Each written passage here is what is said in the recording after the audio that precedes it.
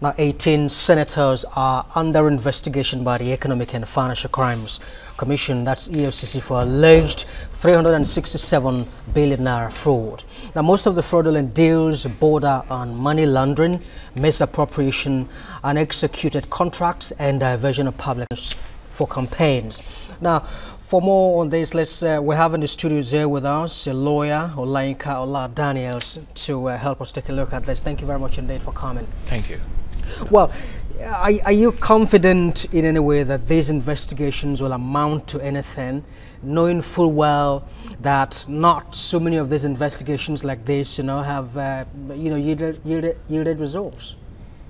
Yeah, well, let's start by saying we should not jump the gun, before the us, because out of the 18 already, we have 7 that are, facing trial already. So we have 11 that are being investigated at the moment. So probably we need to give them some time, because we are the one complaining that you go to court without evidence, and in the end, you come back home without anybody being convicted or anybody being, being tried in at the end of the day. So I think it is just okay for us to give them some time, let them conclude their investigation, then let's take it up from there.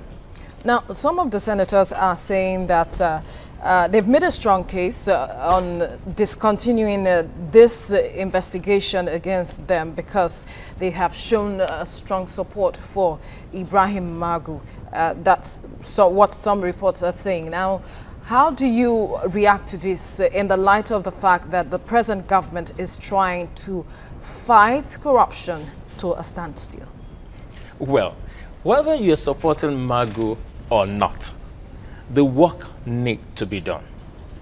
Now, if you are in the Senate, why do you go into the Senate? Let's even look at it. Most of these people, you find out that you have a lot of former governors, deputy governors among the senators. Why are they there? So that, when people are coming after them, they will have a solidarity of some people in support of them so that they will not be tried.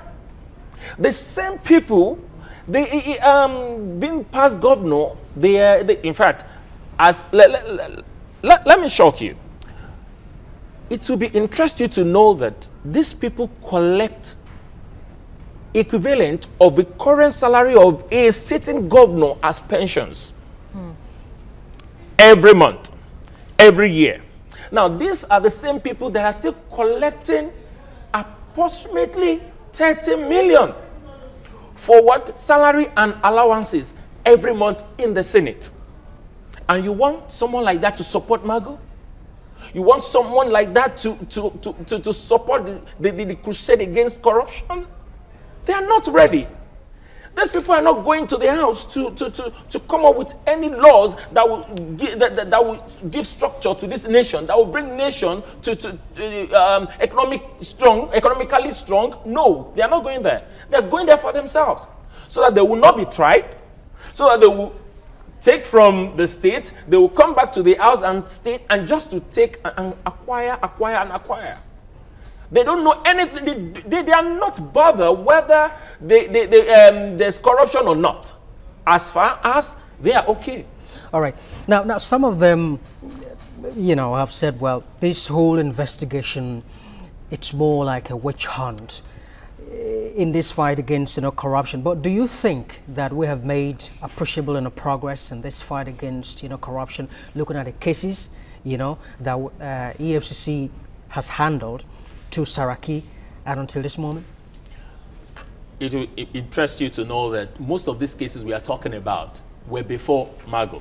Some of them were over 10 years that have been on these cases. But what have we heard over 10 years? Nothing. Thank God for this administration. And we can all see what has been happening. So, talking about making progress, I will support and I will affirm that yes, we are making progress, but then we can still do better.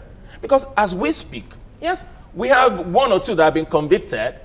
Don't forget, we have ex-governors that have been convicted. So we know that, and the way we are right now, these people are slow, they are ready to slow it down. They are ready to slow it down. That's the reason why it looks to Nigerians as if no progress has been made. And rather than Nigerians, it's because the sad and the hopeless situation here is the fact that the Nigerians that are supposed to come together as one to fight the enemies of this country, the sad and hopeless situation is the fact that they are busy arguing on ethnic, arguing on religious, arguing on, on unnecessary things. When the same call, in fact, let me also inform you that most of these senators, all the 18 senators we are talking about, cut across the six geopolitical zones in this country. These are the people that when they come together, they are not Hausas, they are not Igbos, they are not Yorubas, they are not Christians, they are not Muslim, they belong to a class. But when they throw it to the masses talk about all these things. So how do we deal with this? Looking at the fact that 367.5 billion is a huge amount that can change the lives of Nigerians. How do we deal with this such that we can get a logical conclusion of the whole matter, seeing that this matter has been on for 10 years, like you rightly mentioned? Yes. One, let us sit down. Let us be sincere with ourselves. Let Nigerians stand up from their slumbering and take over their nation back. Let us tell every senator that want to go to the house, tell them if you want to go to the house, make sure that you are going to forfeit the salary you are collecting as ex-governor or ex-deputy governor. So when we do that, then we'll find out whether they will still go there or they will stay back.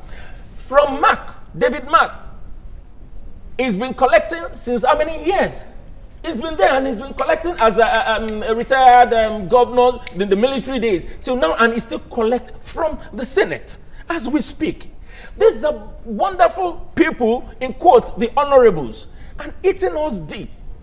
Like I said, to get our money back, let's start from telling them if you are going there, then you forfeit every other pensions you are looking at. You won't get that. Then two, let us be sincere with this work. I'm appealing to EFCC, do your job, do a thorough investigation. Have enough evidence to nab whoever that is guilty of any fraud whatsoever. We have some 49 billion, we have some 19 billion, we have some everywhere money by these people. So all of them, they have to rush to the Senate so that they will get the solidarity to support themselves. No, we can't go on like this, and we can't achieve anything until, as Nigerians, we are ready as people to take our nation in our hands. And see, and let me add this. Another thing, I will take cognizance of this. If a senator, one, is taking 290 million naira home every year, then what are we talking about? Then we are not ready. Why do we need two assemblies in the first place? National Assembly. Why do we need House of Representatives and Senate? I will opt that let us scrap Senate. Nothing will happen. In Senegal, they were scrapped, and the $50 million that was supposed to use for them were used to support the flood victim in Senegal, and we had a better nation there. What happened to us? Let us scrap one, let us have one, and see how we succeed in this nation. We can't afford it, particularly with the economic situation we have in our country. We can't afford it. All right, Olayinka Ola-Daniels, lawyer, we must thank you very much indeed for coming to share your thoughts with us. Thank you.